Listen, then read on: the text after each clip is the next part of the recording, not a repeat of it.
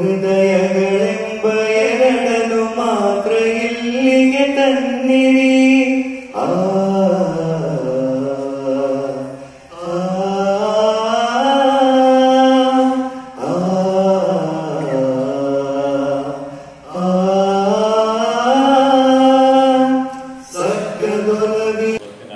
ಪ್ರಬುದ್ಧರ ಸಭೆಯ ಅಧ್ಯಕ್ಷತೆ ವಹಿಸಿರ್ತಕ್ಕಂಥ ಸನ್ಮಾನ್ಯ ಶ್ರೀ ಚಂದ್ರಸಪ್ಪನವರೇ, ನಮ್ಮ ಗೌರವಾನ್ವಿತ ಸಂಸದರಾದ ಪಿ ವೈ ರಾಘವೇಂದ್ರ ಅವರೇ, ಆಮಂತ್ರಿತ ಬಂಧುಗಳೇ, ವೇದಿಕೆ ಮೇಲೆ ಉಪಸ್ಥಿತಕ್ಕಂಥ ಎಲ್ಲ ಪರಿಸರ ಸತ್ತ ಗಣ್ಯಮಾನ್ಯ, ನಿರ್ಮಲಾ ತುಂಗಭದ್ರಾ ಅಭಿಯಾನ ಕಳೆದ 2 ವರ್ಷಗಳಿಂದ ವಿವಿಧ ಆಯಾಮಗಳಲ್ಲಿ ಜನಜಾಗೃತಿ ಮಾಡ್ತಕ್ಕಂಥ ಕೆಲಸಗಳನ್ನು ನಾವು ಮಾಡೋಣ. ಇತ್ತೀಚೆಗೆ ತುಂಗಭದ್ರಾ ನದಿ ಉಗಮಸ್ಥಾನ ಗಂಗೀಕರಿಂದ ಗಂಗಾವತಿವರೆಗಿನ 450 ಕಿಲೋಮೀಟರ್ ವ್ಯಾಪ್ತಿನಲ್ಲಿ ನಾವು ಜನಸಂಪರ್ಕ ಸಭೆಗಳನ್ನು ಮಾಡಿದ್ದೀವಿ. ಶೃಂಗೇರಿಯಿಂದ ಹರಿಹರದವರೆಗಿನ 200 ಕಿಲೋಮೀಟರ್ ನದಿ ತೀರದ ಪ್ರದೇಶದಲ್ಲಿ ಕೂಡ ನಾವು ಜನಸಂಪರ್ಕಗಳನ್ನು ಮಾಡಿದ್ದೀವಿ. ನಮ್ಮ ಸಂಪರ್ಕದಲ್ಲಿ ನಾಗರಿಕ ಸಂಘಟನೆಗಳು, ರೈತರು, ಕೃಷಿ ಕಾರ್ಮಿಕರು, ಸ್ತ್ರೀ ಶಕ್ತಿ ಸಂಘಗಳು, ಸಹಕಾರಿ ಬಂಧುಗಳು, ಮಾಧ್ಯಮ ಮಿತ್ರರು ಎಲ್ಲರೊಂದಿಗೂ ನಾವು ಸಂವಾದ ಚರ್ಚೆ ಮಾಡುವಂಥ ಸಂದರ್ಭದಲ್ಲಿ ನಮಗೆ ಕಂಡು ಬಂದಿದ್ದು ತುಂಗಭದ್ರಾ ನದಿ ಕಲುಷಿತ ಆಗಿದೆ ಅಂತ. ಪ್ರಾಣಿಗಳು ಕುಡಿಯಲಿಕ್ಕೆ ಸಾಧ್ಯ ಆಗ್ತಿಲ್ಲ. ಕೃಷಿಕರು ಹೇಳ್ತಾರೆ ಈ ನದಿಯಿಂದ ನಾವು ಒಳ್ಳೆ ಫಸಲನ್ನು ತರಲಿಕ್ಕೆ ಸಾಧ್ಯ ಇಲ್ಲ. ಈ ಸಂದರ್ಭದಲ್ಲಿ ನಮಗನಿಸ್ತು ಒಂದು ಅತಿ ದೊಡ್ಡ ಪಾದಯಾತ್ರೆಯನ್ನು ನಾವು ಸಂಘಟಿಸಬೇಕು ಅಂತ ಹೇಳಿ. ಇಷ್ಟಕ್ಕೆ ಇದು ಮುಗಿದಿಲ್ಲ. ನಮಗೆ ಒಂದು ಪ್ರಜ್ಞಾವಂತ ಎಚ್ಚೆತ್ತ ನಾಗರಿಕ ಸಮಾಜದ ಮಾರ್ಗದರ್ಶನ ಬೇಕು, ಪ್ರಬುದ್ಧರ ಸಲಹೆ ಬೇಕು ಈ ಅಭಿಯಾನಕ್ಕೆ. ಹಾಗಾಗಿ ಎಲ್ಲ ಕಡೆ ಪ್ರಬುದ್ಧರೊಂದಿಗೆ, ಯುವ ಸಮೂಹದೊಂದಿಗೆ, ಕಾಲೇಜು ವಿದ್ಯಾರ್ಥಿಗಳೊಂದಿಗೆ, ಶಿಕ್ಷಕರೊಂದಿಗೆ, ಅಧಿಕಾರಿಗಳೊಂದಿಗೆ, ಜನಪ್ರತಿನಿಧಿಗಳೊಂದಿಗೆ ಸಂವಾದಗಳನ್ನು ಮಾಡ್ತಾ ಇದ್ದೀವಿ, ಮಾಹಿತಿಗಳನ್ನು ಸಂಗ್ರಹ ಮಾಡ್ತಾ ಇದ್ದೀವಿ. ಇವತ್ತಿನ ಸಭೆಗೆ ತಾವೆಲ್ಲರೂ ಅತಿ ಹೆಚ್ಚಿನ ಸಂಖ್ಯೆಯಲ್ಲಿ ಆಗಮಿಸಿದ್ದೀರ. ತಮ್ಮ ಉಪಸ್ಥಿತಿಯನ್ನು ನಾನು ತುಂಬಾ ಗೌರವಪೂರ್ವಕವಾಗಿ ಸ್ಮರಣೆ ಮಾಡ್ತಾ ಈ ಅಭಿಯಾನದ ಕೆಲವು ಸಂಗತಿಗಳನ್ನು ನಿಮ್ಮೊಂದಿಗೆ ಹಂಚ್ಕೋಬೇಕು ಅನ್ನೋ ಸಲಹೆ ಹೊಂದಿರುವ ಕಾರಣಕ್ಕೆ ನಾನು ನಿಮ್ಮ ಮುಂದೆ ನಿಂತಿದ್ದೇನೆ. ಬಂದರೆ ತುಂಗಭದ್ರಾ ನದಿ ದಕ್ಷಿಣ ಭಾರತದ ಅತ್ಯಂತ ದೊಡ್ಡ ನದಿ, 650 ಕಿಲೋಮೀಟರ್ ಹರಿಯುತ್ತೆ. ಕರ್ನಾಟಕದಲ್ಲಿ 500 ಕಿಲೋಮೀಟರ್. ಈ ನದಿಯ ತೀರದಲ್ಲಿ ಸುಮಾರು 1.25 ಕೋಟಿ ಜನ ವಾಸ ಮಾಡ್ತಾರೆ. ಈ ತುಂಗಭದ್ರಾ ನದಿಯ ಫಲಾನುಭವಿಗಳ ಸಂಖ್ಯೆಯನ್ನು ಯೋಚನೆ ಮಾಡಿದ್ರೆ ಕೃಷಿಕರು, ಈ ನದಿಯನ್ನು ಉಪಯೋಗಿಸೋರು, ಇಲ್ಲಿ ಫಸಲಾಗ್ತಕ್ಕಂಥ ಅಡಿಕೆ, ಯಾಲಕ್ಕಿ, ಭತ್ತ, ಕಬ್ಬು ಇದೆಲ್ಲ ಬೆಳೆಗಾರರು, ಅದನ್ನ ಬೆಳೆ ಉಪಯೋಗಿಸೋರೆಲ್ಲದನ್ನು ಸಂಘಟಿಸಿದರೆ ತುಂಗಾ ನದಿಯ ಫಲಾನುಭವಿಗಳ ಸಂಖ್ಯೆ ಸುಮಾರು 3 ಕೋಟಿ ಜಾಸ್ತಿ. ಅಷ್ಟೊಂದು ಪವಿತ್ರ ನದಿಯನ್ನು ರಕ್ಷಣೆ ಮಾಡಬೇಕಾಗಿರೋದು ನಮ್ಮೆಲ್ಲರ ಧರ್ಮ ಅಂತ ನಾವು ಅನ್ಕೊಂಡಿದ್ದೀವಿ. ತುಂಗಭದ್ರಾ ನದಿ ಒಂದು ಸದ್ಭಾವನಾ ನದಿ. ಭದ್ರಾ ನದಿಯ ನೀರನ್ನು ನಾವು ಚಿತ್ರದುರ್ಗ ತನಕ ತೆಗೆದುಕೊಂಡೋಗಿ ಎಲ್ಲೂ ಮೊದಲಾಯಿತು. ತುಂಗಾ ನದಿ ನೀರನ್ನು ಶಿವಮೊಗ್ಗ ಜಿಲ್ಲೆಯಲ್ಲಿ ಎಲ್ಲ ತಾಲೂಕುಗಳಿಗೆ ಅಪ್ಪರ್ ತುಂಗಾ ಮೂಲಕ ಹೊನ್ನಾಳಿ ಹಿರೇಕೆರೂರವರೆಗೆ ತೆಗೆದುಕೊಂಡು, ತುಂಗಭದ್ರಾ ನದಿ ಆಂಧ್ರಕ್ಕೂ ಹೋಗಿ ಇಷ್ಟೊಂದು ಹರಿದು ಹಂಚಿ ಹೋಗಿರುವ ಜಲಸಂಪನ್ಮೂಲ ಎಲ್ಲೂ ಕೂಡ ಗೊಂದಲಕ್ಕೆ ಕಾರಣ ಆಗಿದೆ. ಕಾವೇರಿ ನದಿ ಬಗ್ಗೆ ನಿತ್ಯ ನಮಗೆ ಸಮಸ್ಯೆ ಬರ್ತಾರೆ. ತುಂಗಭದ್ರಾ ನದಿಗೆ ಯಾವತ್ತೂ ಈ ರೀತಿಯ ಸಮಸ್ಯೆ ಆಗೇ ಇಲ್ಲ. ಹಾಗಾಗಿ ಇದೊಂದು ಸದ್ಭಾವನಾ ನದಿ, ಪುಣ್ಯದ ನದಿ, ಮೋಕ್ಷದ ನದಿ, ಸ್ವರ್ಗ ಸಮಾನವಾದ ನದಿ. ಇದು ಪ್ರತ್ಯಕ್ಷ ದೇವತೆ ಅಂತ ಹೇಳಲಿಕ್ಕೆ ನನಗೆ ತುಂಬ ಸಂತೋಷ ಆಗ್ತದೆ. ನಾವು ಇತ್ತೀಚೆಗೆ ಸ್ನೇಹಿತರು ಸುಮ್ಮನೆ ಚರ್ಚೆ ಮಾಡೋದು, ಪಾದಯಾತ್ರೆ ಆಗ್ಬಿಟ್ರೆ ನದಿ ಶುದ್ಧೀಕರಣ ಆಗ್ತದೆ ಅಂತ 100% ಆಗಲ್ಲ. ಪ್ರಜಾಪ್ರಭುತ್ವ ವ್ಯವಸ್ಥೆಯಲ್ಲಿ ಪಾದಯಾತ್ರೆಗಿಂತ ಕಠಿಣ ಮಾರ್ಗ ನಮ್ಮ ಹತ್ರ ಇಲ್ಲ. ಈ ಪಾದಯಾತ್ರೆ ಮಾಡೋದ್ರ ಮೂಲಕ ನಮ್ಮ ಎಲ್ಲ ಬೆವರನ್ನು ಸುರಿಸೋದ್ರ ಮೂಲಕ ನಾಗರಿಕ ಸಮಾಜವನ್ನು ಎಚ್ಚೆತ್ತಂದು ಸರ್ಕಾರವನ್ನು ಎಚ್ಚೆತ್ತದ ಕೆಲಸವನ್ನು ಈ ಮೂಲಕ ಮಾಡೋಣ ಅಂಥೇಳಿ ನಾವು ಯೋಚನೆ ಮಾಡಿರುವಂಥದ್ದು. ಇದು ಚಳುವಳಿ ಅಲ್ಲ, ಹೋರಾಟ ಅಲ್ಲ. ನಾವು ಯಾರ ವಿರುದ್ಧನೂ ಮಾಡ್ತಿಲ್ಲ. ನಾವು ಎಲ್ಲರ ಜೊತೆಗೂ ಇದ್ವಿ, ಎಲ್ಲರೂ ನಮ್ಮ ಜೊತೆ ಇದ್ದಾರೆ. ಹಾಗಾಗಿ ಈ ಪಾದಯಾತ್ರೆ ಹಿಂಗೆ ಚರ್ಚೆ ಮಾಡ್ತಿರ್ಬೇಕಾದ್ರೆ ಏನು ತುಂಗಾ ತೀರದ 1.4 ಕೋಟಿ ನಿವಾಸಿಗಳು ಮನೆ ಬಳಕೆಗೆ ಏನು ಬಳಸ್ತಾರೆ ಅದರ ಒಟ್ಟು ತಿಂಗಳಿಗೆ 1 TMC ಆಗುತ್ತೆ. ಮನೆ ಬಳಕೆ ಮಾತ್ರ ಹೇಳ್ತಾರೆ, ಕೃಷಿ ಮತ್ತು ನಾನು ಕಾರ್ಖಾನೆ ಉಲ್ಲೇಖ ಮಾಡ್ತಿಲ್ಲ. ಮನೆ ಬಳಕೆಗೆ ಪ್ರತಿ ತಿಂಗಳು 1 TMC ನೀರನ್ನು ಬಳಸ್ತಾರೆ. ವರ್ಷಕ್ಕೆ 12 TMC ನೀರು, ವರ್ಷಕ್ಕೆ 12 TMC ನೀರನ್ನು ನದಿಯನ್ನು ತೆಗೆದುಕೊಂಡು, ತುಂಗಾಭದ್ರಾ ನದಿಯನ್ನು ತೆಗೆದುಕೊಂಡು ಶುದ್ಧ ಅಶುದ್ಧ ಮಾಡಿ ದುರುಪಯೋಗ ಮಾಡಿಕೊಂಡು ವಾಪಸ್ಸು ನಾವು ತುಂಗಾ ನದಿಗೆ ಹಾಕ್ತಾರೆ. ಆದರೆ ಮಾತೆ ತುಂಗಭದ್ರೆ ಯಾವತ್ತು ನಮ್ಮ ಪ್ರತಿ ಇಡೀ 365 ದಿನಗಳು ಕೂಡ ಪುನಃ ಶುದ್ಧ ನೀರನ್ನೇ ಕೊಡ್ತಾರೆ. ಕ್ರಿಸ್ಟಲ್ ಕ್ಲಿಯರ್ ನೀರನ್ನು ನಮಗೆ ಕೊಡ್ತಾ ಇದ್ದಾರೆ ಅಂದರೆ ಆ ತಾಯಿ ತುಂಗಭದ್ರೆಯ ಕರುಣೆ ನಮ್ಮ ಮೇಲೆ ಎಷ್ಟಿರ್ಬೋದು ಅನ್ನೋದನ್ನು ಕೂಡ ಈ ಸಂದರ್ಭದಲ್ಲಿ ನಮ್ಮ ಗಮನಕ್ಕೆ ತರತಕ್ಕಂಥ ಪ್ರಯತ್ನವನ್ನು ಮಾಡ್ತೀವಿ. ಬಂದ್ಗಳೇ ನಾವು 21ನೇ ಶತಮಾನದಲ್ಲಿ, 21ನೇ ಶತಮಾನ ಇದು ಭಾರತದ ಶತಮಾನ. ಈ ಶತಮಾನದ ಈ ದಶಕದಲ್ಲಿ ದಕ್ಷಿಣ ಭಾರತದಲ್ಲಿ ನದಿ ಸಂರಕ್ಷಣೆಗಾಗಿ, ತುಂಗಭದ್ರಾ ನದಿಯ ಸಂರಕ್ಷಣೆಗಾಗಿ, ಪರಿಸರ ಸಂರಕ್ಷಣೆಗಾಗಿ ಈ ಪಾದಯಾತ್ರೆ ಅತ್ಯಂತ ದೊಡ್ಡ ಪಾದಯಾತ್ರೆ. ಇದೊಂದು ಚರಿತ್ರಾರ್ಹ ಪಾದಯಾತ್ರೆ ಅಂತ ನಮ್ಗೆ ಅನಿಸ್ತಾ ಇದೆ. ತಮ್ಮಲ್ಲಿ ವಿನಂತಿಯನ್ನು ಮಾಡ್ತೇವೆ, ತಮ್ಮ ಒಂದು ಹೆಜ್ಜೆ, 1 ಗಂಟೆ, 1 ಕಿಲೋಮೀಟರ್, 1 ದಿನದ ಸಹಯೋಗ ಕೋಟ್ಯಾಂತರ ಹೆಜ್ಜೆಗಳಾಗಿ ಪರಿವರ್ತನೆ ಆಗ್ತದೆ. ಆ ಎಲ್ಲ ಹೆಜ್ಜೆಗಳು ತಾಯಿ ತುಂಗಭದ್ರೆಗೆ ಸಮರ್ಪಣೆಯಾಗಿ ರಾಜ್ಯ ಸರ್ಕಾರದ, ಕೇಂದ್ರ ಸರ್ಕಾರದ ಗಮನವನ್ನು ಸೆಳೆಯುವಲ್ಲಿ ಯಶಸ್ವಿ ಆಗ್ತದೆ ಅನ್ನೋ ಮಾತು ಕೂಡ ನಮ್ಮಲ್ಲಿ ಚರ್ಚೆ ಆಗ್ತಾ ಇದೆ ಬಂಧುಗಳೇ. ಈಗಾಗಲೇ ನಾವು 3 ಕಿಲೋಮೀಟರು ಪಾದಯಾತ್ರೆಯನ್ನು ಮಾಡೋದು ಶೃಂಗೇರಿಯಿಂದ ಶಿವಮೊಗ್ಗವರೆಗೆ. ನಿನ್ನೆ ಅತ್ಯಂತ ಉತ್ಸಾಹದ ಸ್ವಾಗತವನ್ನು ನಮ್ಮ ಶಾಸಕರ ಚನ್ನಬಸಪ್ಪ ನೇತೃತ್ವದಲ್ಲಿ ನಡೆಯಿತು. ಮತ್ತೆ 3 ಕಿಲೋಮೀಟರ್ ಪಾದಯಾತ್ರೆ ಶಿವಮೊಗ್ಗದಲ್ಲಿ ಮಾಡಿದ್ರು ಬಂಧುಗಳೇ. ಈ ಪಾದಯಾತ್ರೆ ವೈಶಿಷ್ಟ್ಯ ಅಂದರೆ ಶೃಂಗೇರಿ ಮತ್ತು ತೀರ್ಥಹಳ್ಳಿ ತಾಲೂಕು ವ್ಯಾಪ್ತಿನಲ್ಲಿ 5,000 ಜನ ಕಾಲೇಜು ವಿದ್ಯಾರ್ಥಿಗಳು ನಮ್ಮಿಂದ ಹೆಜ್ಜೆ ಹಾಕಿದರು. 5,000 ಕಾಲೇಜು ವಿದ್ಯಾರ್ಥಿಗಳು, ರೈತರು, ಕೃಷಿ ಕಾರ್ಮಿಕರು, ಸರ್ಕಾರಿ ಕ್ಷೇತ್ರಗಳು, ಶಾಶ್ವತ ಪಾದಯಾತ್ರಿಗಳು ಕೂಡ ಇದರೊಳಗೆ ಭಾಗವಹಿಸಿದರು. ವಿಶೇಷವಾಗಿ ಉಲ್ಲೇಖ ಮಾಡಲೇಬೇಕಾಗಿರೋದು ಅಂದರೆ 25 ಜನ ವಿದ್ಯಾರ್ಥಿಗಳು ಭಾಗವಹಿಸಿದರು. 3ನೇ ಕ್ಲಾಸ್ 4ನೇ ಕ್ಲಾಸ್ ವಿದ್ಯಾರ್ಥಿಗಳು ಕೂಡ ಅತ್ಯಂತ ಉತ್ಸಾಹದಿಂದ ಈ ಪಾದಯಾತ್ರೆಗೆ 100 ಕಿಲೋಮೀಟರ್ ಮಾಡಿದ್ದಾರೆ. ಇನ್ನು 100 ಕಿಲೋಮೀಟರ್ಗೆ ಇವತ್ತು ಸಿದ್ಧ ಆಗ್ತಾ ಇದ್ದಾರೆ. ಆ 3ನೇ ಕ್ಲಾಸ್ 4ನೇ ಕ್ಲಾಸ್ ಮಕ್ಕಳಿಗಿರ್ತಕ್ಕಂಥ ಪರಿಸರ ಪ್ರಜ್ಞೆ ನಮಗೆ ಉತ್ಸಾಹವನ್ನು ಕೊಟ್ಟಿದೆ ಅಂತ ಹೇಳುವಂಥ ಸಂಗತಿ. 4-5 ಜನ ಪಾದಯಾತ್ರಿಗಳು ಬರಿಗಾಲಲ್ಲಿ ಸಿಮೆಂಟ್ ರಸ್ತೆ, ಬಿಸಿಲು, ಟಾರ್ ರಸ್ತೆ, ಒಂದು ಹೆಜ್ಜೆ ಹಿಂದಿಟ್ಟಿಲ್ಲ, 1 ನಿಮಿಷ ಎಲ್ಲೂ ಕೂತಿಲ್ಲ. ಬರಿಗಾಲಲ್ಲಿ ಬರ್ತಾ ಇದ್ದಾರೆ ಅಂದರೆ ಅವರ ಆತ್ಮಸಾಕ್ಷಾತ್ಕಾರದ ಪ್ರತಿಜ್ಞೆ ಹೇಗಿರ್ಬೋದು ಅನ್ನೋದು ತಮ್ಮ ಗಮನಕ್ಕೆ ತರುವಂಥ ಪ್ರಯತ್ನವನ್ನು ನಾನು ಮಾಡ್ತಾ ಇದ್ದೇನೆ. ನಮ್ಮ ಈ ಪಾದಯಾತ್ರೆಗೆ ಜಿಲ್ಲಾಡಳಿತ, ನಗರಾಡಳಿತ ಎಲ್ಲ ಚುನಾಯಿತ ಪ್ರತಿನಿಧಿಗಳು ತುಂಬ ಸಹಕಾರವನ್ನು ಕೊಡ್ತಾರೆ. ನಮಗನ್ಸಿದ್ದು ನಮಗೆ ಮಾತ್ರ ಪರಿಸರ ಜಾಗೃತಿ ಇದೆ ಅಂತ. ಆದರೆ ಯಾವ ಪ್ರವಾಸ ಮಾಡುವಂಥ ಸಂದರ್ಭದಲ್ಲಿ ಪ್ರತಿಯೊಬ್ಬ ಗ್ರಾಮಸ್ಥರಿಗೂ ಈ ನದಿ ರಕ್ಷಣೆ ಮಾಡಬೇಕು, ಅವರಲ್ಲಿ ಪರಿಸರ ಜಾಗೃತಿ ಇದೆ, ಅವರ ಅಪೇಕ್ಷೆ ಇದೆ ತುಂಗಭದ್ರಾ ನದಿ ಚೆನ್ನಾಗಿ. ಅವರಿಗೊಂದು ಸೂತ್ರ ಬೇಕಿತ್ತು, ಒಂದು ವೇದಿಕೆ ಬೇಕಿತ್ತು, ಅವರಿಗೊಬ್ಬರು ಅಗ್ರೆಸರ್ ಬೇಕಿತ್ತು. ಆ ಅಗ್ರೆಸರ್ ಕೆಲಸವನ್ನು ಅವರೊಂದೇ ಸಹಯೋಗ ಮಾಡ್ತಕ್ಕಂಥ ಕೆಲಸನ ನಿರ್ಮಲ ತುಂಗಭದ್ರಾ ಅಭಿಯಾನದ ಕಾರ್ಯಕರ್ತರು ನಾವು ಮಾಡ್ತಾ ಇದ್ದೀವಿ. ಇದ್ರ ಜೊತೆ ಒಂದಿಷ್ಟು ಒಳ್ಳೆಯ ಸಂಗತಿ ಕೂಡ ಇದೆ. ನಮ್ಮ ಕಳೆದ 2 ವರ್ಷದ ಪ್ರಯತ್ನದಿಂದ ಶೃಂಗೇರಿಯಲ್ಲಿ STP ಪ್ಲಾಂಟ್ ಮಾಡೋಕ್ಕೆ ಜಾಗನೇ ಇರಲಿಲ್ಲ. ಹಾಗಾಗಿ ಅದು ಪ್ರಸ್ತಾವನೆ ತಿರಸ್ಕೃತ ಆಗಿದೆ. ಇತ್ತೀಚೆಗೆ ಶೃಂಗೇರಿ ಬರುವಂಥ ಸಂದರ್ಭದಲ್ಲಿ ಶೃಂಗೇರಿ ಜಗದ್ಗುರುಗಳು, ಶೃಂಗೇರಿ ಮಠದ ಮುಖ್ಯಸ್ಥರು ಹೇಳೋದು, ನಾವು STP ಪ್ಲಾಂಟಿಗೆ ಬೇಕಾದಷ್ಟು ಜಾಗವನ್ನು ಉಚಿತವಾಗಿ ನಾವು ರಾಜ್ಯ ಸರ್ಕಾರಕ್ಕೆ ಕೊಡ್ತೇವೆ. ಈಗಾಗಲೇ ಈ ಮನವಿ ಮುಖ್ಯಮಂತ್ರಿಗಳ ಗಮನದಲ್ಲಿದೆ. ಶೃಂಗೇರಿಯಲ್ಲೂ ಕೂಡ ಸಂಪೂರ್ಣ 100% STP ಪ್ಲಾಂಟ್ ಆಗಲಿಕ್ಕೆ ಬೇಕಾದಂಥ ಸಿದ್ಧತೆಗಳು ನಡೀತಾ ಇದೆ. ನಾವು ಮೊನ್ನೆ ತೀರ್ಥಹಳ್ಳಿ ಪಾದಯಾತ್ರೆ ಸಂದರ್ಭದಲ್ಲಿ ತೀರ್ಥಹಳ್ಳಿಯಲ್ಲೂ ಕೂಡ UGD ಆಗಿ STP ಪ್ಲಾಂಟ್ ಇಲ್ಲ. ಮೊದಲ ಹಂತದಲ್ಲಿ ತೀರ್ಥಹಳ್ಳಿಯ ಎಲ್ಲ ಚರಂಡಿ ನೀರನ್ನು ಶುದ್ಧ ಮಾಡಿ 3 ಕಡೆ ಮಾಡಬೇಕಾಗ್ತದೆ ಪ್ಲ್ಯಾಂಟ್.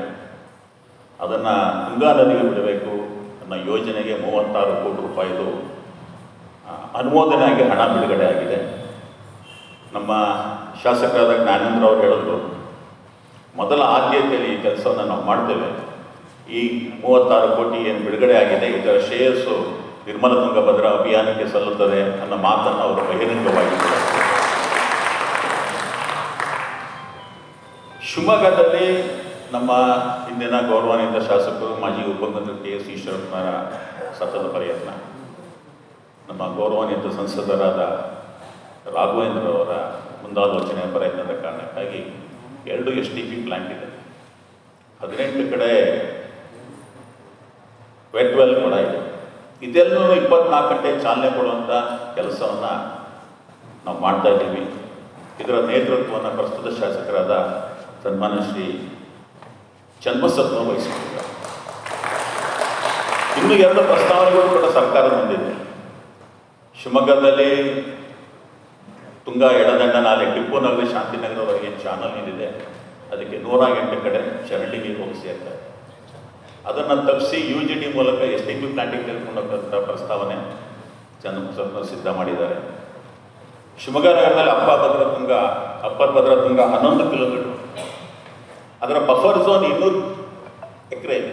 200 ಎಕರೆ ಅಂದರೆ ಕನಿಷ್ಠ 1000 ಕೋಟಿ ರೂಪಾಯಿ ಬೆಲೆ ಮಾಡುತ್ತೆ. Buffer zone, converted buffer zone, ಅದರ ರಕ್ಷಣೆ ಆಗಬೇಕು, ಅದಕ್ಕೊಂದು ಬೇಲಿಯನ್ನು ಹಾಕಬೇಕು ಅಂತ ನಾವು ಚನ್ನಬಸಪ್ಪನವ್ರು ಕೇಳೋಂಥ ಸಂದರ್ಭದಲ್ಲಿ ಈ ಪ್ರಸ್ತಾವನೆ ಕೂಡ ನೀರಾವರಿ ನಿಗಮದ ಆಡಳಿತ ಮಂಡಳಿಗೆ ಮುಂದೆ ಅನುಮೋದನೆಗೆ ಕಾದಿದೆ. ಇದಾಗ್ಬಿಟ್ರೆ ಆ 200 ಎಕರೆ ಬಫರ್ ಝೋನಲ್ಲಿ ಗಿಡವನ್ನು ನೆಡ್ತಕ್ಕಂಥ ಕೆಲಸವನ್ನು ಎಲ್ಲ ಪರಿಸರ ಸಂಘಟನೆಗಳೊಂದಿಗೆ ಮಾಡಬೇಕು ಅನ್ನೋ ಯೋಜನೆ ಕೂಡ ಸಿದ್ಧ ಆಗಿದೆ. ನನಗನ್ಸುತ್ತೆ ಇನ್ನು 3 ವರ್ಷದಲ್ಲಿ ಶಿವಮೊಗ್ಗ ನಗರದ ಈ 1 ಹನಿ ತಪ್ಪದಂತೆ ಎಲ್ಲ ಅಶುದ್ಧ ನೀರು ಶುದ್ಧ ಆಗಿ ತುಂಗಾ ನದಿಗೆ ಸೇರಿ 3 ವರ್ಷ ಸಮಯ ಬೇಕು. ಈ ಯೋಜನೆ ಖಂಡಿತ ಯಶಸ್ವಿ ಆಗ್ತದೆ. ನಮ್ಮ ಶಾಸಕ ಚನ್ನಬಸಪ್ಪನವರು ಇದರ ಮೊದಲ ಆದ್ಯತೆಯನ್ನಾಗಿ ತೆಗೆದುಕೊಂಡಿದ್ದಾರೆ. ಇದು ಯಶಸ್ವಿ ಆದರೆ ಇಡೀ ಕರ್ನಾಟಕ ರಾಜ್ಯಕ್ಕೆ ಶಿವಮೊಗ್ಗದ ಶುದ್ಧೀಕರಣ ಘಟಕ ಒಂದು ಮಾಡಲ್ ಆಗುತ್ತೆ. ಇದು ನಾವು ಎಲ್ಲ ಕಡೆ ಹೇಳ್ತಾ ಇದ್ದೀವಿ, ಶಿವಮೊಗ್ಗ ಬಂದು ನೋಡಿ, ನೀವು ಇಲ್ಲಿ ವ್ಯವಸ್ಥೆಗಳನ್ನು ನೋಡಿ. ಹಂಗಾಗಿ ಅದೊಂದು ಭರವಸೆಯ ಕನಸಿದೆ. ನಮ್ಮ ಈ ಅಭಿಯಾನದ ಒಂದು ಯಶಸ್ಸು ಅಂತ ಹೇಳಿದ್ರೆ ಶಿವಮೊಗ್ಗ ನಗರ 100ಕ್ಕೆ 100% ಇಲ್ಲಿಯ ಕೊಳಚೆ ನೀರು ಶುದ್ಧ ಆಗಿ ನಗರದಿಂದ ದೂರದಲ್ಲಿ ತುಂಗಾ ನದಿಯನ್ನು ಸೇರುತ್ತೆ. ಈ ಯೋಜನೆ ಖಂಡಿತ ಯಶಸ್ವಿ ಆಗುತ್ತೆ. ಈ ಯೋಜನೆ ಯಶಸ್ಸಿಗೆ ತಮ್ಮಂಥ ಪ್ರಬುದ್ಧರ ಮಾರ್ಗದರ್ಶನ ನಮಗೆ ಬೇಕು. ತಾವು ಶಿವಮೊಗ್ಗ ನಗರದ ಜನತೆಯನ್ನು ಎಚ್ಚೆತ್ತುಕೊಂಡಂಗೆ ಅವರಲ್ಲಿ ಒಂದು ಪರಿಸರ ಪ್ರಜ್ಞೆಯನ್ನು ಜಾಗೃತ ಮಾಡುವಂಥ ಕೆಲಸಕ್ಕೆ ತಮ್ಮ ಸಹಕಾರ ಭಾರಿ ಮುಖ್ಯ. ಹಾಗಾಗಿ ಈ ಪ್ರಬುದ್ಧರ ಸಭೆ ಬಂಧುಗಳೇ, ಈಗಾಗಲೇ ನಾವು ನಮ್ಮ ಗೌರವಾನ್ವಿತ ಸಂಸದರಾದ ರಾಘವೇಂದ್ರ ಅವರಲ್ಲಿ ವಿನಂತಿಯನ್ನು ಮಾಡಿದ್ದೇವೆ. ಈಗಾಗಲೇ ಅವರು ಮುಂದೆ ಹೋಗಿದ್ದಾರೆ. ತುಂಗಭದ್ರಾ ನದಿ ಶುದ್ಧೀಕರಣವನ್ನು ರಾಷ್ಟ್ರೀಯ ಮಹತ್ವದ ಯೋಜನೆಯನ್ನಾಗಿ ತೆಗೆದುಕೊಳ್ಬೇಕು. ಹೀಗೆ ನಮಾಮಿ ಗಂಗೆ ರಾಷ್ಟ್ರೀಯ ಮಹತ್ವದ ಯೋಜನೆ. ಹಾಗಾಗಿ ಇದೊಂದು ಸದ್ಭಾವನಾ ನದಿ ತುಂಗಭದ್ರೆಯನ್ನು ರಾಷ್ಟ್ರೀಯ ಮಹತ್ವದ ಯೋಜನೆಯನ್ನಾಗಿ ತೆಗೆದುಕೊಳ್ಬೇಕು ಅಂತ ಅವರು ವಿನಂತಿಯನ್ನು ಮಾಡಿದ್ದಾರೆ. ಅವರಾಗಲೇ ಪ್ರಸ್ತಾವನೆ ಸಲ್ಲಿಸಲಿಕ್ಕೆ ಬೇಕಾದಂಥ ಸಿದ್ಧತೆಗಳನ್ನು ಮಾಡ್ತಾರೆ. ನಾವು ತುಂಗಭದ್ರಾ ನದಿಯ ಕೆಲವು ಫೋಟೋಗಳು, ವಿಡಿಯೋಗಳನ್ನು ನಾವು ಬಹಿರಂಗ ಮಾಡಿಲ್ಲ, ಅಧಿಕಾರಿಗಳಿಗೆ ಮಾತ್ರ ತೋರಿಸೋದು. ಯಾಕೆಂದರೆ ಗೋಹತ್ಯೆ ಮಾಡ್ತಾರೆ, ಪ್ರಾಣಿ ಹತ್ಯೆ ಮಾಡ್ತಾರೆ, ಆ ಎಲ್ಲ ತ್ಯಾಜ್ಯವನ್ನು ತುಂಗಭದ್ರಾ ನದಿ ಹಾಕ್ತಾರೆ.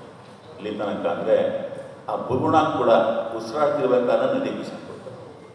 ಮನುಷ್ಯ ಇಷ್ಟೊಂದು ಕ್ರೂರಿ ಆಗೋಣ, ಇಷ್ಟೊಂದು ಕ್ರೂರತನ ತಾಯಿ ತುಂಗಭದ್ರಾ ಬಗ್ಗೆ, ದೈವ ಸಮಾನವಾದ ನದಿಯ ಬಗ್ಗೆ ಇಷ್ಟೊಂದು ಕ್ರೂರ ಮನುಷ್ಯ ಆಗ್ಬಿಟ್ಟು ಅನ್ನೋದೊಂದು ಆಕ್ರೋಶ ನಮಗಿದೆ.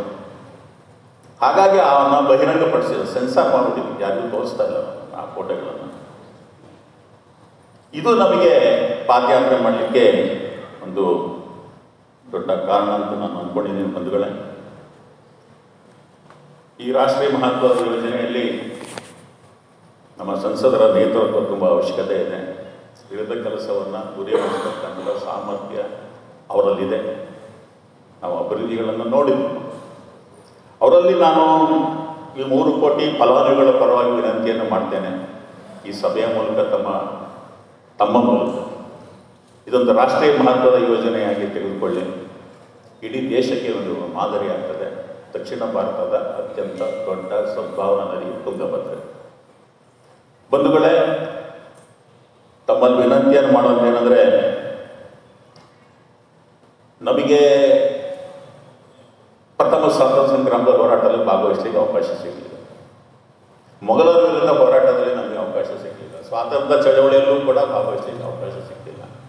ಈ ಶತಮಾನದಲ್ಲಿ ತಮ್ಮೆಲ್ಲರ ಸಹಯೋಗದೊಂದಿಗೆ ಈ ಅಭಿಯಾನವನ್ನು ನಾವು ಎಲ್ಲ ಮನೆಗಳಿಗೆ, ಮನಸ್ಸುಗಳಿಗೆ ತೆಗೆದುಕೊಂಡು ಹೋಗೋಣ. ಇದೇ ನಮ್ಮ ಸಮಾಜ ಸೇವೆ, ಇದೇ ನಮ್ಮ ರಾಷ್ಟ್ರ ಕಾರ್ಯ, ಇದೇ ದೇಶ ಪ್ರೇಮ, ಇದೇ ರಾಷ್ಟ್ರ ಧರ್ಮ ಅಂತ ಹೇಳಲಿಕ್ಕೆ ನಾನು ತಮ್ಮಲ್ಲಿ ವಿನಂತಿಯನ್ನು ಮಾಡ್ತೇನೆ. ಬಂಧುಗಳೇ, ಈ ಅಭಿಯಾನವನ್ನು ಅತ್ಯಂತ ಯಶಸ್ವಿ ಮಾಡೋದ್ರೊಳಗೆ ನಿಮ್ಮದು ಪಾತ್ರ ಅಂತ. ನಿರ್ಮಲ ತುಂಗ ಅಭಿಯಾನದವರು ನಾವು ಯಾರನ್ನು ಕರೀತಾ ಇಲ್ಲ, ಅಷ್ಟು ದೊಡ್ಡವರು. ತಾಯಿ ತುಂಗಭದ್ರೆಯ ಮಕ್ಕಳಿಗೆ ತಾಯಿ ತುಂಗಭದ್ರೆಯ ಕರೆ ಇದು. ತುಂಗಭದ್ರೆ ಕರೀತಾ ಇದ್ದಾರೆ, ಬನ್ನಿ ಮಾಲಿನ್ಯವನ್ನು ಶುದ್ಧ ಮಾಡೋಣ ಅಂತ. ಆ ತಾಯಿ ತುಂಗಭದ್ರೆಯ ಕರೆಗೆ ತಾವೆಲ್ಲರೂ ಹೋಗ್ಬಿಡ್ಬೇಕು. ನಿಮ್ಮ ಎಲ್ಲ ಪಾದಯಾತ್ರೆಯ ಅಭಿಯಾನದ ಯಶಸ್ಸು ತಾಯಿ ತುಂಗಭದ್ರೆಗೆ ಸಮರ್ಪಣೆ ಅಂತ ತಿಳಿಸ್ತಾ ನನ್ನ ಮಾತುಗಳನ್ನು ಮುಗಿಸ್ತೇನೆ. ನಮಸ್ಕಾರ. ಸುಮಾರು ದೇಶದಲ್ಲಿ 25 ರಾಜ್ಯಗಳಿಂದ ಹೆಚ್ಚಿನ ಭಾಗದಲ್ಲಿ ಸುಮಾರು 5,000ಗಿಂತ ಹೆಚ್ಚು ಕಿಲೋಮೀಟರ್ ಪಾದಯಾತ್ರೆ ನಡೆಸಿ ದೇಶದ ಯಾವುದೇ ನದಿಯೂ ಕೂಡ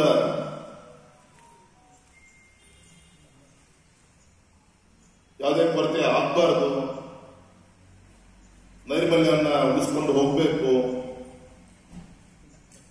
ಇದರ ನೇತೃತ್ವವನ್ನು ವಹಿಸಿಕೊಂಡಂತ ನಮ್ಮ ರಾಷ್ಟ್ರೀಯ ಸ್ವಾಭಿಮಾನಿ ಆಂದೋಲನ ಸಮಿತಿಯ ರಾಷ್ಟ್ರೀಯ ಕಾರ್ಯಕಾರಿಣಿ ಸಮಿತಿಯ ಸದಸ್ಯರು ಅವರ ಪರವಾಗಿ ನಮ್ಮ ಉಪಸ್ಥಿತಿ ಸನ್ಮಾನಿತ ವಿವೇಕ್ ತ್ಯಾಗಿ ಅವರೇ, ವಿಶೇಷವಾಗಿ ನಮ್ಮ ರಾಜ್ಯದಲ್ಲಿ ಇವತ್ತಿನ ಈ ಒಂದು ಪಾದಯಾತ್ರೆಯ ಒಂದು ಮಹತ್ವವನ್ನು ನಮಗೆಲ್ಲ ಒಂದು ನೇತೃತ್ವ ಕೊಟ್ಟಂತ ಸಂಪನ್ಮೂಲ ವ್ಯಕ್ತಿಗಳಾದಂಥ ಪರ್ಯಾವರಣ ಟ್ರಸ್ಟಿನ ಅಧ್ಯಕ್ಷರಾದಂಥ ಸನ್ಮಾನಿತ ಕುಮಾರಸ್ವಾಮಿಗಳೇ, ಈ ಕಾರ್ಯಕ್ರಮದ ಯಶಸ್ಸಿಗೋಸ್ಕರ ಕಳೆದ 1 ತಿಂಗಳಿಂದ ನಿಮ್ಮೆಲ್ಲರ ಒಂದು ಸಹಕಾರದಿಂದ ಯಶಸ್ಸಿನ ದಿಕ್ಕನ್ನು ತೆಗೆದುಕೊಡುವಂಥ ನಮ್ಮ ನೆಚ್ಚಿನ ಶಾಸಕರಾದ ಚನ್ನಬಸಪ್ಪನವರೇ, ನಮ್ಮ ಚೇಂಬರ್ ಆಫ್ ಕಾಮರ್ಸ್ನ ಅಧ್ಯಕ್ಷರಾದ ಗೋಪಿನಾಥ್ ಅವರೇ, ಇದರ ಉದ್ದೇಶವನ್ನು ಅತ್ಯಂತ ಸವಿಸ್ತರವಾಗಿ ರಾಷ್ಟ್ರೀಯ ಕಮ್ಯುನಿಟಿಯನ್ನು ಮುಖಾಂತರ ತಿಳಿಸಿದ ಸನ್ಮಾನಿತ ಶಂಕರ್ ಅವರೇ, ನಮ್ಮ ಈ ಒಂದು ಅಭಿಯಾನದ ಪ್ರಮುಖರಂತ ಗಿರೀಶ್ ಪಾಟೀಲ್ಜಿ ಅವರೇ, ಶ್ರೀಪತಿ ಅವರೇ, ಧನಂಜಯ ಕುಮಾರ್ ಸರ್ಜೆ ಅವರೇ, ಬಂದಂಥ ಎಲ್ಲ ಆತ್ಮೀಯ ಪರಿಸರ ಪ್ರೇಮಿಗಳೇ, ಪತ್ರಿಕಾ ಮಾಧ್ಯಮದ ಸ್ನೇಹಿತರೆ, ಅನೇಕ ವಿಚಾರಗಳನ್ನು ವೇದಿಕೆ ಮೇಲೆ ಇರುವಂಥ ಹಿರಿಯರ ಮುಖಾಂತರ ನಾವೆಲ್ಲರೂ ಕೂಡ ತಿಳ್ಕೊಳ್ಬೇಕಾಗಿದೆ. ನಾನಿವತ್ತು ಬಂದಿರೋದು ಇಂಥ ಒಂದು ಜನಜಾಗೃತಿ ಸ್ವಾಭಿಮಾನಿ ಆಂದೋಲನ ಏನು ನಡೀತಾ ಇದೆ. ಮೋಸ್ಟ್ಲಿ ಒಂದು ರಾಷ್ಟ್ರೀಯ ಮಟ್ಟದ ಅನೇಕ ಈ ರೀತಿಯಂಥ ಪಾದಯಾತ್ರೆಯ ಒಂದು ಇತಿಹಾಸದಲ್ಲಿ ನಮ್ಮ ನಿರ್ಮಲ ತುಂಗಭದ್ರಾ ಅಭಿಯಾನ ಕೂಡ ಒಂದು ಆಗುತ್ತೆ ಅಂತೇಳಿ ಅತ್ಯಂತ ಹೆಮ್ಮೆಯಿಂದ ನಾನು ಹೇಳಲಿಕ್ಕೆ ಇಚ್ಛೆ ಪಡ್ತೇನೆ. ಶೃಂಗೇರಿ ಶ್ರೀಗಳ ಒಂದು ಅಮೃತ ಹಸ್ತದಿಂದ ಶುರುವಾದಂಥ ಉದ್ಘಾಟನೆ ಮುಖಾಂತರ ಶುರುವಾದಂಥ ಈ ಒಂದು ಅಭಿಯಾನ ಸುಮಾರು 100 ಕಿಲೋಮೀಟರ್ ಈಗಾಗಲೇ ಶಿವಮೊಗ್ಗಕ್ಕೆ ತಲುಪಿದೆ. ಒಂದು ಹಂತದಲ್ಲಿ ಹರಿಹರದವರೆಗೂ ಕೂಡ ನಮ್ಮ ಪರ್ಯಾವರಣ ಟ್ರಸ್ಟ್ನ ನೇತೃತ್ವ, ತದನಂತರ ಇನ್ನೊಬ್ಬರ ಒಂದು ನೇತೃತ್ವ, ಒಟ್ಟು ವಿಜ್ಞಾನ ಇಷ್ಟೆಲ್ಲ ಮುಂದುವರೆದಂಥ ಈ ಸಂದರ್ಭದಲ್ಲಿ ಮನುಷ್ಯರಾಗಿ ನಮ್ಮ ಕರ್ತವ್ಯವನ್ನು ಎಚ್ಚರಿಸುವಂಥ ಒಂದು ಕೆಲಸವನ್ನು ನಮ್ಮ ಈ ಒಂದು ಅಭಿಯಾನ ಮಾಡ್ತಾ ಇದೆ. ಈ ಅಭಿಯಾನಕ್ಕೆ ಕೈ ಜೋಡಿಸುವಂಥ ಎಲ್ಲ ಹಿರಿಯರಿಗೆ ಒಂದು ಚಪ್ಪಾಳೆ ತಟ್ಟುವ ಮುಖಾಂತರ ಅಭಿನಂದನೆ ನಾನು ವಿನಂತಿಯನ್ನು ಮಾಡ್ತಾ ಇದ್ದೀನಿ.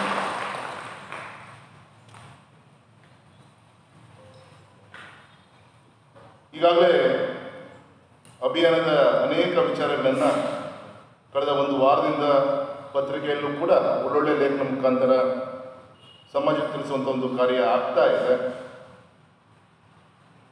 ಆದಷ್ಟು ನಾವೆಲ್ಲರೂ ಕೂಡ ಪರಿಸರ ಸ್ನೇಹಿ ಗೃಹ ಉಪಯೋಗ ಉತ್ಪನ್ನಗಳನ್ನು ಬಳಸಿಕೊಂಡು ಈ ಪರಿಸರವನ್ನು ಉಳಿಸುವಂಥ ಕೆಲಸ ನಾವೆಲ್ಲರೂ ಕೂಡ ಮಾಡಬೇಕಾಗಿದೆ.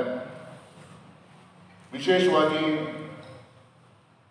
ನಾನು ಮೊದಲೇ ಬಾರಿಗೆ ಸಂಸತ್ ಸದಸ್ಯನಾಗಿ ಬೈಂದೂರು ಕೊಲ್ಲೂರು ಮೂಕಾಂಬಿಕಾ ತಾಯಿಯ ಸೇವೆಯನ್ನು ಕೂಡ ಸಲ್ಲಿಸಲಿಕ್ಕೆ ಅವಕಾಶ ನನಗೆ ಸಿಕ್ಕಾಗ ದಿನಕ್ಕೆ 5,000 to 10,000 ಜನ ಭಕ್ತರು ಆ ಕೊಲ್ಲೂರು ಮೂಕಾಂಬಿಕಾ ಸನ್ನಿಧಾನಕ್ಕೆ ಬರ್ತಾರೆ. ಆಶ್ಚರ್ಯ ಅಂದರೆ ಅಲ್ಲಿಯ ತ್ಯಾಜ್ಯವನ್ನು ಅಲ್ಲೇ ಸೀತಾ ನದಿಗೆ ಹರ್ಕೊಂಡು ಹೋಗ್ತಾ ಇರುತ್ತೆ. ಸೊ ಮೊದಲೇ ಮಾಡಿದಂಥ ಒಂದು ಕಾರ್ಯಕ್ರಮ ಅವತ್ತು ಕೇಂದ್ರ ಮತ್ತು ರಾಜ್ಯ ಸರ್ಕಾರದ ಸಹಕಾರದಿಂದ 80 ಕೋಟಿ ವೆಚ್ಚವನ್ನು ಮಾಡಿ ನಮ್ಮ ಕೊಲ್ಲೂರಿನ ಒಂದು STP ಪ್ಲಾಂಟಿಗೆ ಕುಮಾರಸ್ವಾಮಿಗಳೇ ಅದಕ್ಕೆ ಆದ್ಯತೆಯನ್ನು ಕೊಟ್ಟು ಮಾಡಿದಂಥ ಒಂದು ಪೂರ್ತಿ ಫಾರೆಸ್ಟಲ್ಲಿ ಇರದ 45 ಎಕರೆ ಜಾಗದಲ್ಲಿ ಎಲ್ಲದೂ ಕೂಡ ವ್ಯವಸ್ಥೆಗಳನ್ನು ಮಾಡಬೇಕಾಗಿತ್ತು. ಇವತ್ತು 100% ಆ ಒಂದು ಒಳಚರಂಡಿ ವ್ಯವಸ್ಥೆ ನಮ್ಮ ಕೊಲ್ಲೂರು ಮೂಕಾಂಬಿಕಾ ಸನ್ನಿಧಾನದಲ್ಲಿ ಆಗಿದೆ ಅಂತೇಳಿ ಅಭಿಮಾನ ನಾನು ಹೇಳಲಿಕ್ಕೆ ಈ ರೀತಿ ನಮ್ಮ ಶಂಕರ್ ಅವರು ಮಾತಾಡಬೇಕಾದಾಗ ಶೃಂಗೇರಿ ಉದಾಹರಣೆಯನ್ನು ತೆಗೆದುಕೊಂಡ್ರು. ಈ ದೇಶಕ್ಕೆ ತಂದೆ ಆದಂಥ ಸಾವಿರಾರು ವರ್ಷಗಳ ಒಂದು ಪರಂಪರೆ ಇರುವಂಥ ಒಂದು ಭಾರತ ಆಗಿರೋದ್ರಿಂದ ಇವೆಲ್ಲೇನು ಅಡ್ವಾನ್ಸ್ ಆಗಿ ಬೇರೆ ಬೇರೆ ವಿದೇಶಗಳನ್ನು ನಾವು ದೇಶ ಕಟ್ಟಿ ಆಮೇಲೆ ದೇಶದ ಎಲ್ಲ ಡೆವಲಪ್ಮೆಂಟು ಎಲ್ಲದೂ ವ್ಯವಸ್ಥೆಗಳನ್ನು ಮಾಡಿ ಆಮೇಲೆ ಅಲ್ಲಿಯ ವ್ಯವಸ್ಥೆಗಳನ್ನು ನಾವು ನೋಡಿದ್ವಿ. ಅದು ನಮ್ಮ ಭಾರತಕ್ಕೆ ಮತ್ತೊಂದು ಕೂಡ ನದಿ ದಡದಲ್ಲಿ ತಂದೆ ಆದಂಥ ಒಂದು ಇತಿಹಾಸ ಈ ಒಂದು ಪರಂಪರೆ ಇರುವಂಥ ಇದರಲ್ಲಿ ಇವತ್ತು ದೇವರದಿಂದ ಶಕ್ತಿ ಬಂದಿದೆ. ನಿಮ್ಮಂಥ ತೆರಿಗೆದಾರರ ಸಹಕಾರದಿಂದ ದೇಶಕ್ಕೆ ತೆರಿಗೆ ಕಟ್ಟುವಂಥ ಒಂದು ಪ್ರಯತ್ನ ಆಗ್ತಾ ಇದೆ. GST ಕಾನ್ಸೆಪ್ಟ್ ಬಂದಿದೆ. ಕಳೆದ 8 ವರ್ಷದಲ್ಲಿ ಈ ದೇಶದ ಪರಿಸರದ ಮೇಲೆ ಆಗ್ತಿರುವಂಥ ದಬ್ಬಾಳಿಕೆಯನ್ನು ನಿಲ್ಲಿಸಲಿಕ್ಕೆ ಯಾವುದೇ ಒಂದು ಯೋಜನೆಗಳನ್ನು ಇಂಪ್ಲಿಮೆಂಟ್ ಮಾಡಲಿಕ್ಕೆ ಅದು ಸ್ವಚ್ಛವಾದಂಥ ನೀರು ಇರ್ಬೋದು, ಜಲ ಸಂರಕ್ಷಣೆ ಇರ್ಬೋದು, STP ಟ್ರೀಟ್ಮೆಂಟ್ ಪ್ಲ್ಯಾಂಟ್ ಇರ್ಬೋದು, ಒಂದೊಂದು ಶಿವಮೊಗ್ಗ ಅಂತ ನಗರಕ್ಕೆ 1,000 ಕೋಟಿ ಬೇಕಾಗುತ್ತೆ. ಒಂದು ಟ್ರೀಟ್ಮೆಂಟ್ ಪ್ಲ್ಯಾಂಟ್ ಮಾಡಲಿಕ್ಕೆ ಮಿನಿಮಮ್ 1,000 to 2,000 crores ಬೇಕಾಗುತ್ತೆ.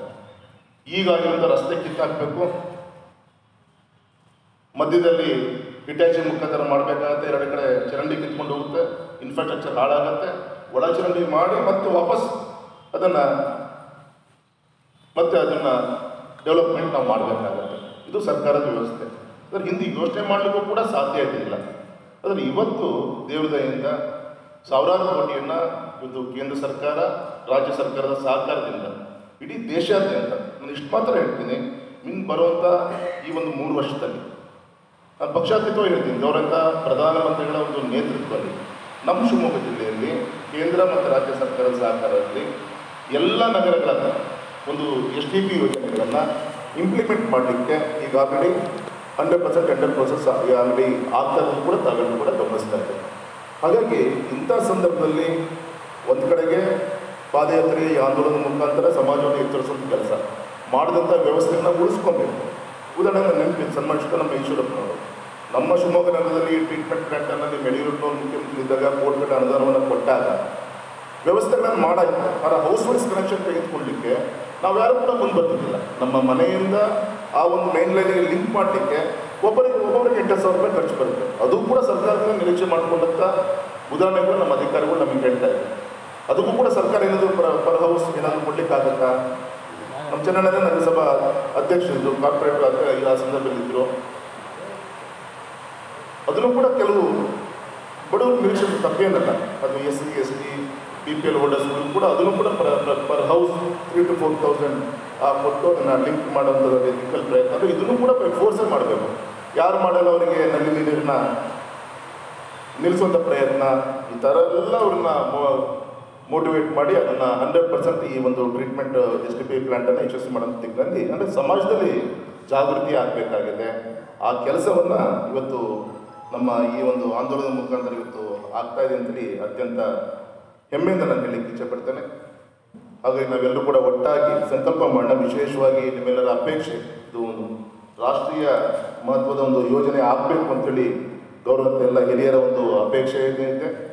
ಈ ಅಭಿಯಾನ ಪ್ಲಸ್ ಕೇಂದ್ರಕ್ಕೆ ರಾಜ್ಯಕ್ಕೆ ಒಂದು ಕೊಂಡಿಯಾಗಿ ನಾನು ಚನ್ನಬಸಪ್ಪನವರು, ಡಾಕ್ಟರ್ ಸರ್ಜಿ ಇರ್ಬೋದು, ನಮ್ಮ ಜಿಲ್ಲೆಯ ಎಲ್ಲ ಚುನಾಯಿತ ಪ್ರತಿನಿಧಿಗಳು, ಪಕ್ಷಾತೀತರು ಎಲ್ಲರೂ ಒಟ್ಟಾಗಿ ಈ ಅಭಿಯಾನಕ್ಕೆ ಒಂದು ಒಳ್ಳೆಯ ರೀತಿಯಿಂದ ಒಂದು ಗೌರವದ ಒಂದು ಈ ಹೋರಾಟಕ್ಕೆ ಈ ಪಾದಯಾತ್ರೆಗೆ ಒಂದು ಗೌರವ ಸಿಗ್ತದೆ.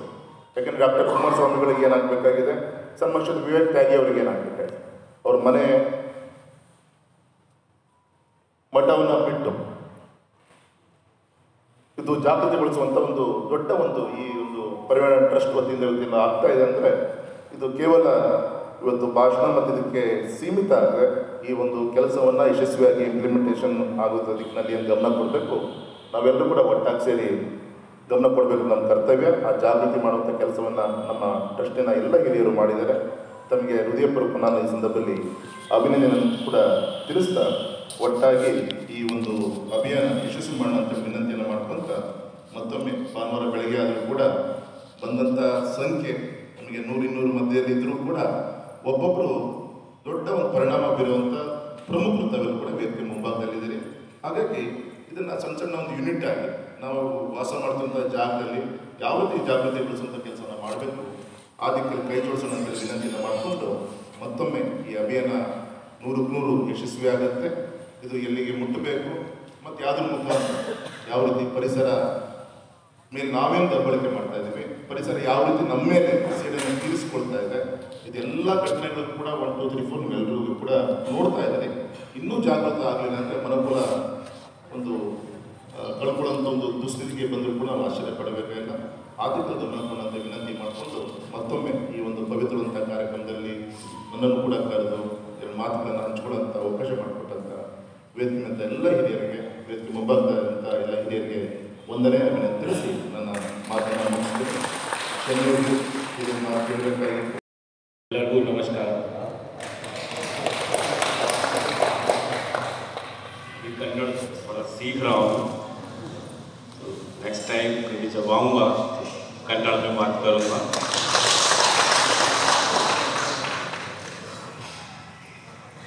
इस सभागार में मंच पर उपस्थित विशिष्ट जन और मेरे सम्मुख बैठे विद्वत जन, मैं सभी को प्रणाम करता हूँ.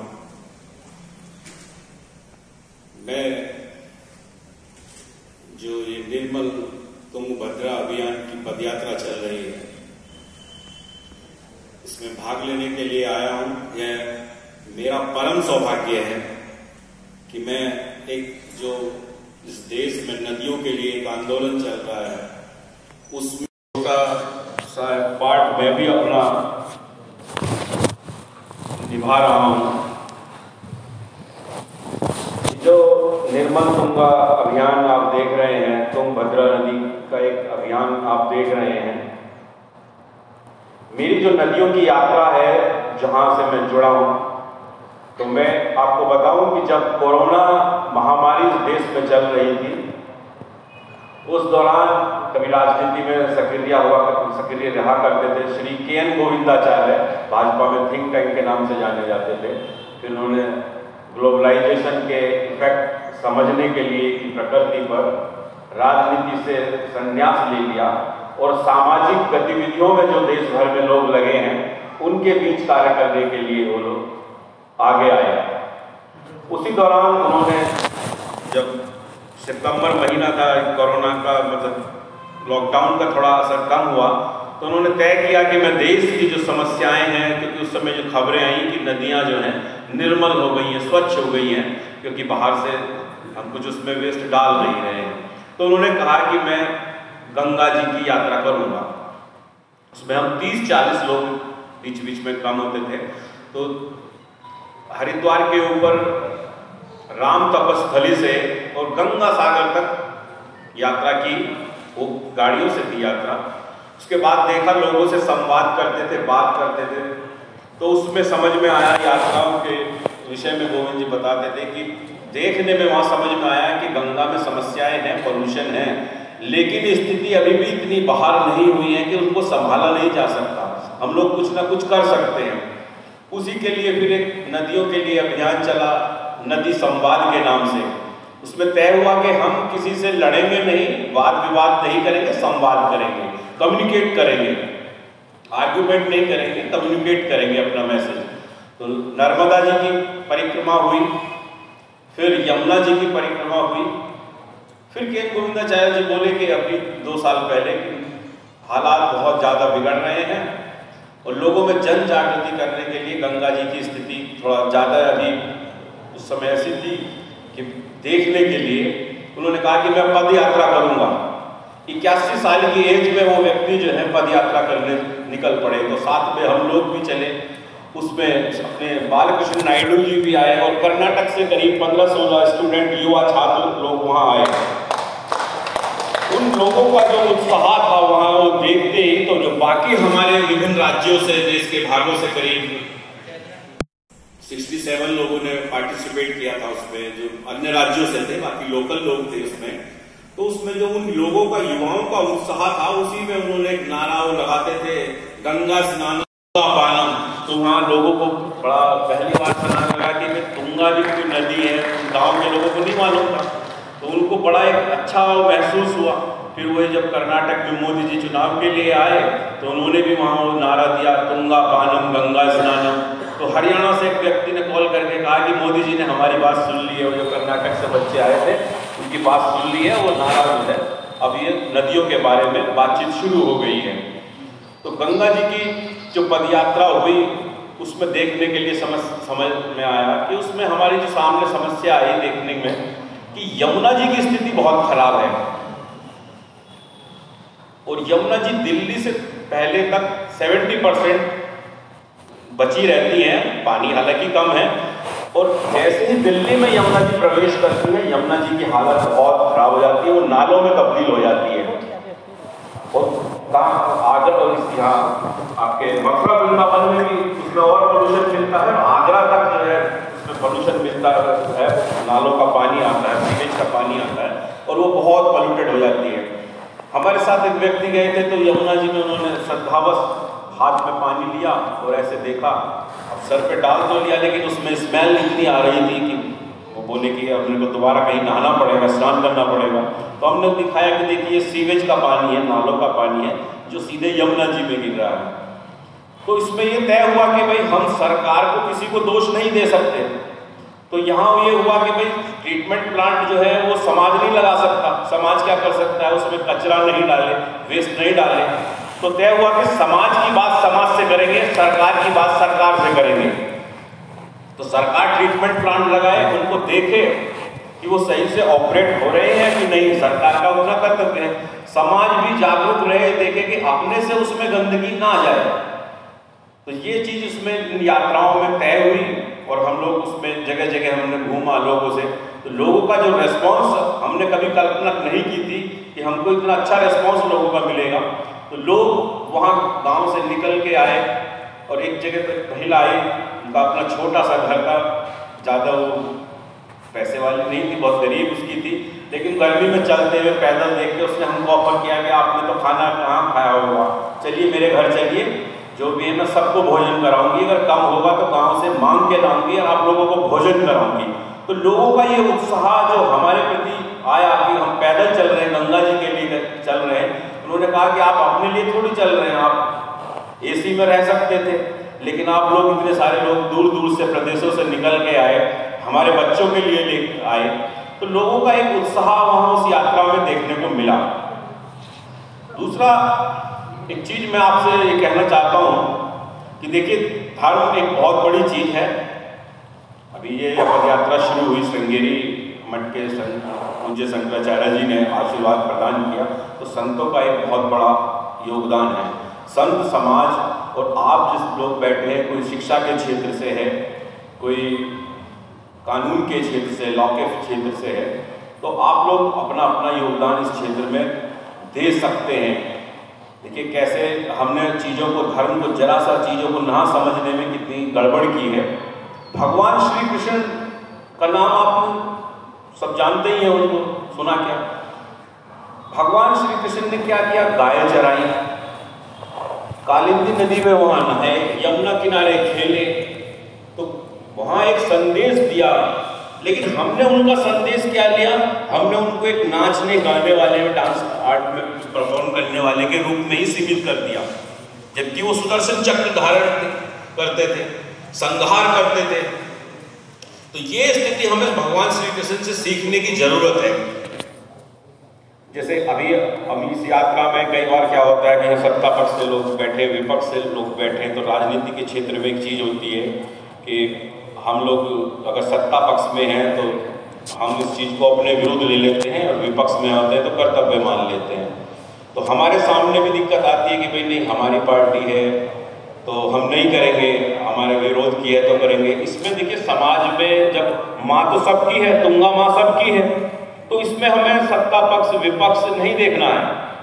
क्योंकि महाभारत में देखिए कि आप अर्जुन के सामने एक समस्या उत्पन्न हो गई थी, उसने गांडी अपना उठा के रख दिया और भगवान श्री कृष्ण से बोले देखिए भगवान ये तो सारे मेरे ही बंधु बांधव हैं, मेरे ही ब्रदर्स हैं, तो मैं इनको कैसे मारूं? तो भगवान श्री कृष्ण ने उनको गीता का वहां ज्ञान दिया, तो उन्होंने बताया कि लड़ाई धर्म और अधर्म के विरुद्ध है। जो धर्म के साथ है वो आपका बंधु है, वो पक्ष कोई भी हो, सत्ता पक्ष हो या विपक्ष हो, लेकिन जो धर्म के विरुद्ध है वो आपका दुश्मन है, उसका आपको संहार करना है। तो इसीलिए हमको इस मोह से, इस दुविधा से बाहर निकलना है। सत्ता पक्ष और विपक्ष का हमारा कोई पक्ष नहीं है, हम निरपेक्ष हैं, और हमको माँ तुंगा नदी के लिए ही आगे बढ़ना है और कार्य करना है। क्योंकि आप लोग टीचर्स हैं, वकालत के क्षेत्र में है, बिजनेस, सबका अपना अपना योगदान है इसमें। आप जो शिक्षक हैं वो अपने ज्ञान के माध्यम से छात्रों तक ये संदेश तुंगा नदी का दे सकते हैं। तुंगभद्रा अभियान जो अभी चल रहा है, जो यहाँ व्यवसाय के क्षेत्र से हैं तो वो पैदल नहीं चल सकते हमारे साथ, क्योंकि उनकी अपनी मजबूरियां हैं, कुछ कारण हैं। तो वो क्या है कि वो आर्थिक रूप से लोग समाज को सबल करते हैं, जो लोग पदयात्रा में चल रहे हैं। तो डिफरेंट चीजें हैं। राजनीतिक लोग हैं वो पूरा वो नहीं कर सकते, लेकिन जो नियम जहाँ बनते हैं, सत्ता में जहाँ नियम बनते हैं, विधानसभाओं में ये आवाज आपकी उठा सकते हैं, उनका उतना कर्तव्य है, वो मानिए तो वो एक अच्छा काम कर सकते हैं इसमें।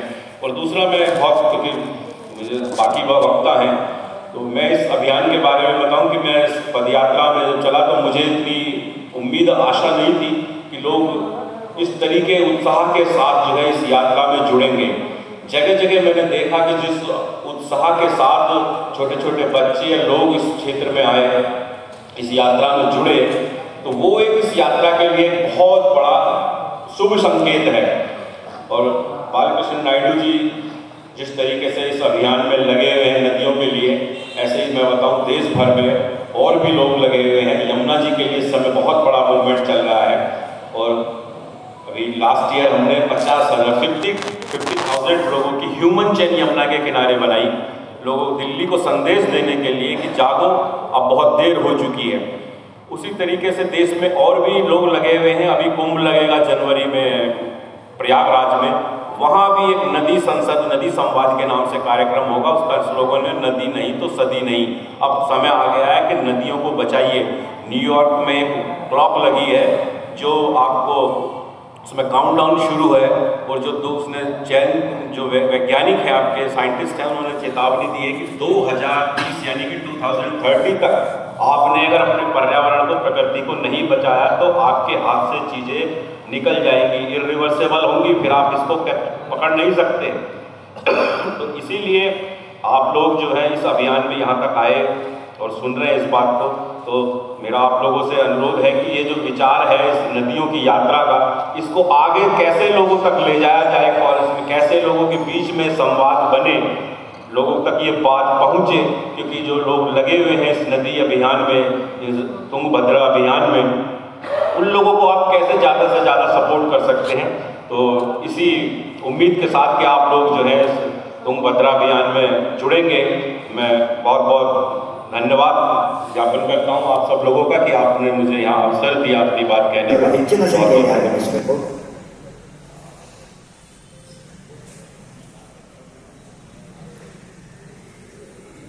ನಾಳೆ ದಿನ ಶಿವಮೊಗ್ಗದ ಒಂದು ಇತಿಹಾಸ ದಿನ ಅಂತಲೇ ಹೇಳ್ಬೋದು. ಯುವ ಜಾಗೃತಿ ಕಾರ್ಯಕ್ರಮ. ಸುಮಾರು 6,000ಕ್ಕೂ ಹೆಚ್ಚು ವಿದ್ಯಾರ್ಥಿಗಳು ಪಾದಯಾತ್ರೆಯಲ್ಲಿ ಪಾಲ್ಗೊಳ್ಳುವಂತಹ ಒಂದು ವಿಶೇಷ ಕಾರ್ಯಕ್ರಮ. NES ಮೈದಾನದ ಬೆಳಿಗ್ಗೆ 8:30 ಎಲ್ಲರೂ ಸೇರಬೇಕು. ಆ ಒಂದು ಕಾರ್ಯಕ್ರಮದಲ್ಲಿ ಅನೇಕ ಸಂಪನ್ಮೂಲ ವ್ಯಕ್ತಿಗಳು ವಿದ್ಯಾರ್ಥಿಗಳನ್ನು ಉದ್ದೇಶಿಸಿ ಮಾತನಾಡ್ತಾರೆ. ಅದೇ ರೀತಿ ಪಾದಯಾತ್ರೆ ನಗರದಲ್ಲಿಯೂ ಸಹ ಒಂದು ಪಾದಯಾತ್ರೆಯಲ್ಲಿ ಹೆಜ್ಜೆ ಹಾಕಬೇಕಂತ ಈ ಮೂಲಕ ವಿನಂತಿ ಮಾಡ್ತಾ ಇದ್ದೀವಿ.